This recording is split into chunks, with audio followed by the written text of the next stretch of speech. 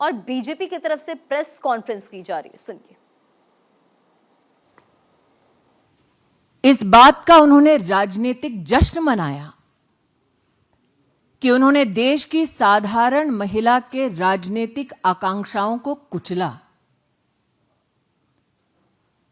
Congress party और उसके समर्थक दलों ने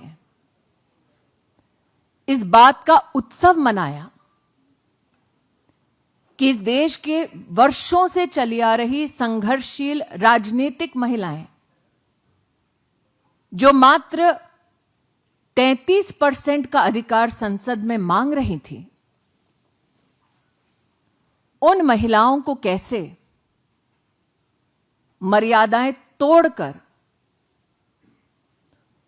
उनके अधिकार से वंचित रखा जाए।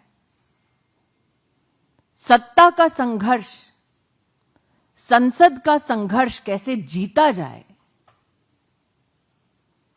उस जश्न में कांग्रेस और उसके समर्थक दल अपने आप को समर्पित कर रहे थे। लेकिन भाजपा के लिए सत्ता का संघर्ष नहीं है, समानता का अधिकार देने का प्रश्न था। आज कांग्रेस के प्रेस वार्ता में कटाक्ष किया गया कि भाजपा में कुछ लोगों ने मसीहा बनने का प्रयास किया। यह उस सामंतवादी सोच की निशानी है जिन्हें लगता है कि लोकतंत्र में अगर किसी भी नागरिक को उसका संवैधानिक अधिकार दिलाया जाए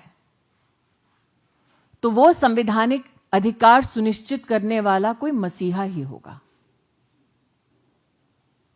कांग्रेस पार्टी के प्रेस वार्ता में इस बात का उल्लेख हुआ कि महिलाएं याद रखेंगी। यह सत्य है, महिलाएं याद रखेंगी कि जब 6 दशक तक कांग्रेस के पास सत्ता थी तो 11 करोड़ महिलाएं इस देश में एक शौचालय से वंचित थीं।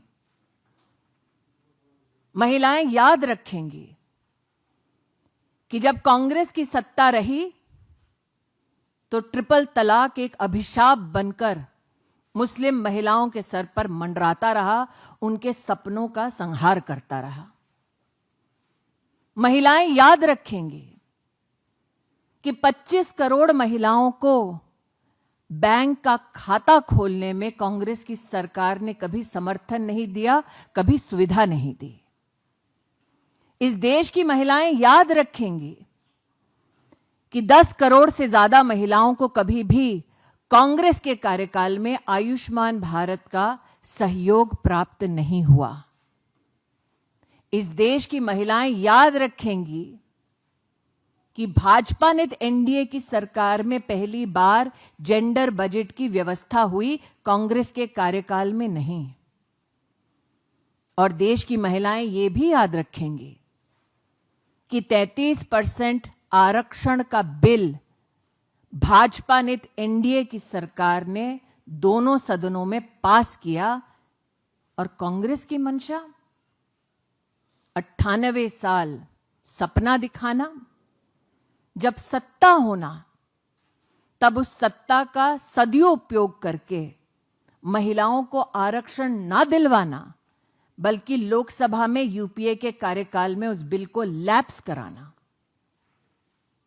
मैं स्तब्ध हूं कि कांग्रेस की प्रेस वार्ता में यह कहा गया कि वो 2023 के पारित बिल का समर्थन करते हैं जिसमें डिलिमिटेशन का उल्लेख है, लेकिन दोगलापन कांग्रेस का इतना कि साथ में यह भी कहते हैं कि उन्हें परिसीमन की समिति और व्यवस्था में विश्वास नहीं।